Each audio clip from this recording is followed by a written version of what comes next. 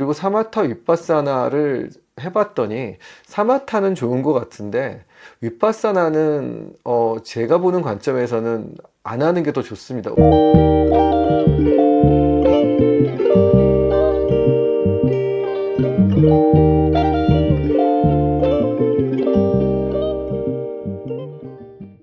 네, 안녕하세요. 멍트입니다. 오늘은 수업을 하기 전에, 그러니까 여러분들에게 명상에 대한 설명을 하기 전에 제가 왜 이런 영상을 찍게 됐는지 거기에 대해서 먼저 좀 알려드리려고 합니다. 저는 한 13년 정도 지리산에서 수행을 했습니다. 물론 내려온 지 한 10년 정도 됐고요.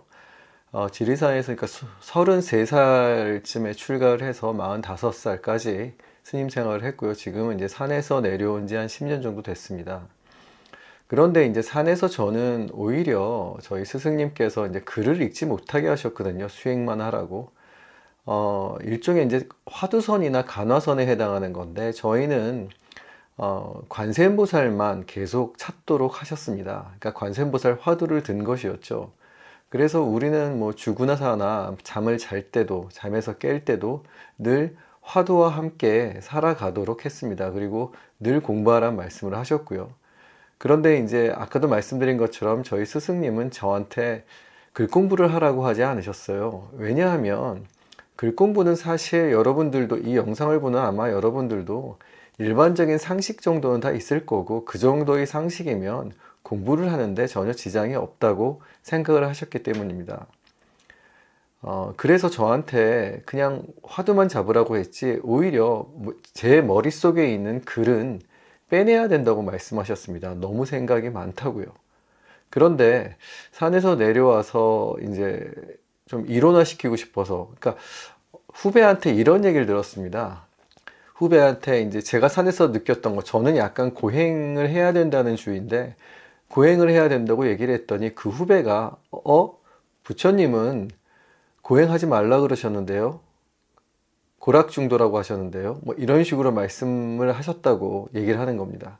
근데 제가 딱히 거기에 대해서 반박할 수 있는 제가 이론이 없었어요. 그래서 이건 안 되겠다 싶어서 이제 동국대 불교대학원도 다니고 그리고 이제 불교 명상 지도사 자격증을 따면서 공부를 조금씩 했는데 이 과정에서 제일 힘들었던 저를 힘들게 헷갈리게 만들었던 부분은 바로 조계종의 이제 스님들이었습니다. 저는 조계종이 아닙니다. 제가 있던 데 깊은 산 속에서 물론 조계종 스님도 계시고 뭐 태고종 스님도 계시고 여러 가지의 스님들이 계셨는데 저희 스승님 같은 경우는 이제 저한테 조계종을 하지 말라고 하셨어요. 이유는 가서 좀 안 좋은 걸 배울 가능성이 높다라고 말씀하셨습니다. 지금의 이제 조계종 같은 경우는 너무 좀 세속화된 경향이 좀 있어서 그런데 이제 그쪽 욕이 되니까 여기서 이제 멈추고 어쨌거나 내려와서 이제 스님들을 만나보면 대부분 이제 공부들 이제 글 공부 위주로 많이 하신 스님들이셨는데 대학원에서도 그렇고 그 다음에 명상 지도사 자격증을 딸 때도 그렇고 굉장히 헷갈렸습니다. 왜냐하면 가르치러 오시는 분들이나 혹은 공부를 하시는 분들이 제가 했던 북방불교의 어떤 선명상이 아니라 선수행이 아니라 남방불교의 사마타 윗바사나를 하시고 혹은 나아가서 서구 심리학 명상 뭐 MBSR이라든가 MBCT라든가 혹은 액트라든가 뭐 DBT라든가 요즘에 이제 최근에 유행하고 있는 MSC라든가 이런 것들을 하는 스님들을 많이 봤습니다. 물론 대학원에서도 이런 것들을 가르치고요. 그리고 그들이 이제 한결같이 주장하는, 특히 이제 그 남방불교에서 한결같이 주장하는 것은 사마타 윗바사나가 부처님 당시, 그러니까 아주 초기 불교, 원시 불교, 혹은 근본 불교라고 하는 그쪽 불교의 수행법이라고 하는 것입니다. 그래서 처음엔 저도 굉장히 현혹했죠. 현혹이 되었죠. 정말인가? 그리고 그들이 말하는 어떤 수행의 경지를 얘기하는데 저는 그런 경지에 가본 적이 없습니다.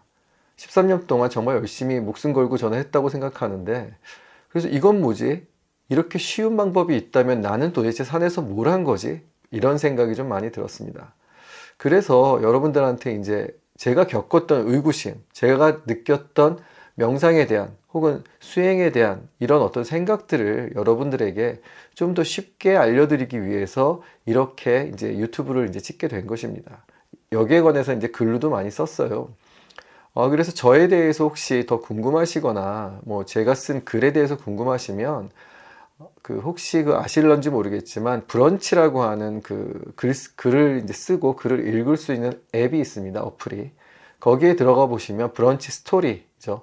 들어가 보시면 제가 이제 스님이었었기 때문에 한동안 그러니까 멍크라고 하는 MONK에 ED를 붙여서 멍트라고 하는 이름으로 이제 글을 쓰고 있습니다. 거기에 들어가 보시면 여기서 하는 이제 수업에 대한 이론을 여러분들이 잘 아실 수 있을 겁니다. 그래서 저의 수업을 들어보시면 선명상, 아무래도 저는 이제 선을 했기 때문에 선명상 위주로 생각할 수밖에 없고요.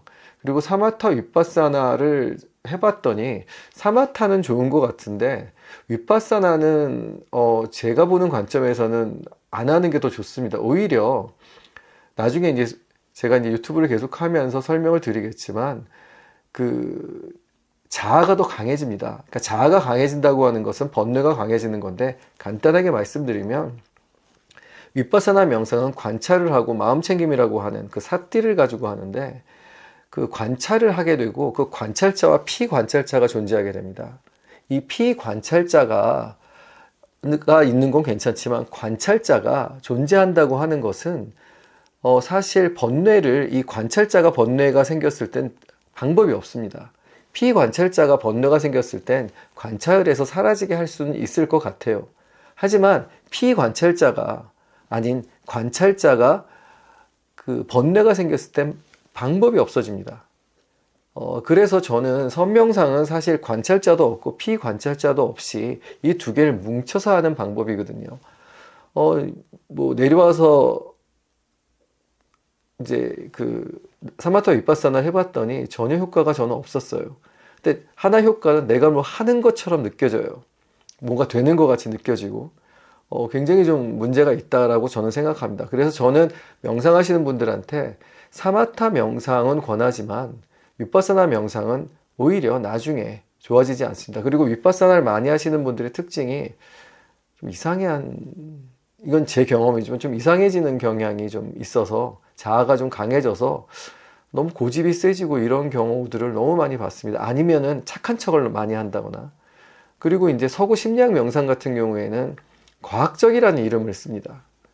이 과학이라는 말에 저도 혹해서 뭐 뇌과학이니 뭐 심리학적 실험이라든가 이런 것들을 가지고 이제 사람들이 얘기를 하는데 제가 보는 관점에서는 이게 과연 과학으로 증명이 될 수 있는 부분인지, 그리고 뇌과학이라고 하는 건 관찰을 하는 것 뿐이고 심리학적인 어떤 연구 결과라고 하는 것도 잠깐의 실험을 통해 그 사람의 심리 상태를 설문지를 통해서 대답을 하게 하는데 저는 사실 서구 심리학 명상은 좀 굉장히 안 좋아하는 편입니다. 뭐 그분들을 욕할 생각은 없어요. 그분들 나름대로의 장점이 있겠지만 제 관점에서 봤을 때는 그렇게 그다지 권하고 싶지 않은 굳이 이걸 뭐 하는 그 정도의 명상법입니다. 뭐 이런 거에 대해서는 제가 앞에 이제 명상을 설명하면서 했기 때문에 여러분들께는 뭐 이 정도로 일단 제가 이 유튜브를 왜 찍게 됐는지에 대해서 좀 설명을 드렸습니다.